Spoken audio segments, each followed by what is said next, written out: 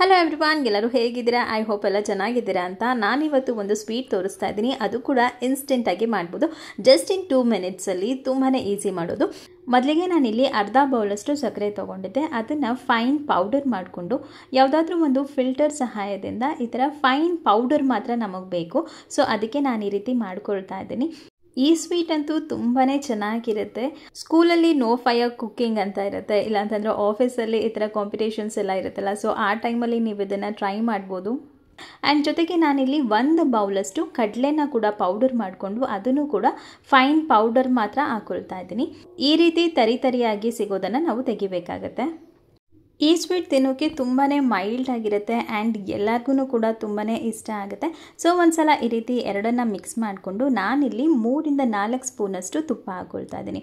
ಬೇಕರಿಯಿಂದ sweet ತಂದು ತಿನ್ನೋದು common ಆಗಿರುತ್ತೆ, ಬಟ್ ಮನೆಯಲ್ಲೇ ಹೈಜಿನಿಕ್ ಆಗಿ ನಾವು ಪ್ರೀತಿಯಿಂದ ಮಾಡಿಕೊಟ್ಟಾಗ ಮನೆಯವ್ರಿಗೂ ಕೂಡ ತುಂಬ ಇಷ್ಟ ಆಗುತ್ತೆ.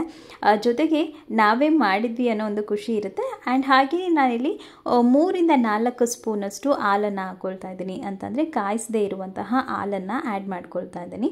ಸೊ ಬೇಕಿದ್ರೆ ನೀವು ಇನ್ನೊಂದು ಸ್ವಲ್ಪ ಕೂಡ ಆ್ಯಡ್ ಮಾಡ್ಕೋಬೋದು. ಒಂದೇ ಸಲ ಹಾಲನ್ನು ಆ್ಯಡ್ ಮಾಡ್ಕೋಬೇಡಿ. ಸ್ವಲ್ಪ ಮಾತ್ರ ಹಾಲನ್ನು ಆ್ಯಡ್ ಮಾಡಿಕೊಂಡು ನೀವು ಜಾಮೂನ್ ಮಾಡಬೇಕಾದ್ರೆ ನೀವು ಆ ಕನ್ಸಿಸ್ಟೆನ್ಸಿ ಬರುತ್ತಲ್ಲ, ಸೊ ಆ ಒಂದು ಕನ್ಸಿಸ್ಟೆನ್ಸಿ ಬರೋ ತನಕ ಸ್ವಲ್ಪ ಒಂದೊಂದು ಸ್ಪೂನೇ ಹಾಲನ್ನು ಹಾಕ್ಕೊಂಡು ಈ ರೀತಿ ಮಾಡ್ಕೊಳ್ಳಿ. ಈಗ ನಾವು ಇದನ್ನು ಸಣ್ಣದಾಗಿ ಉಂಡೆ ಮಾಡ್ಕೋಬೇಕಾಗುತ್ತೆ.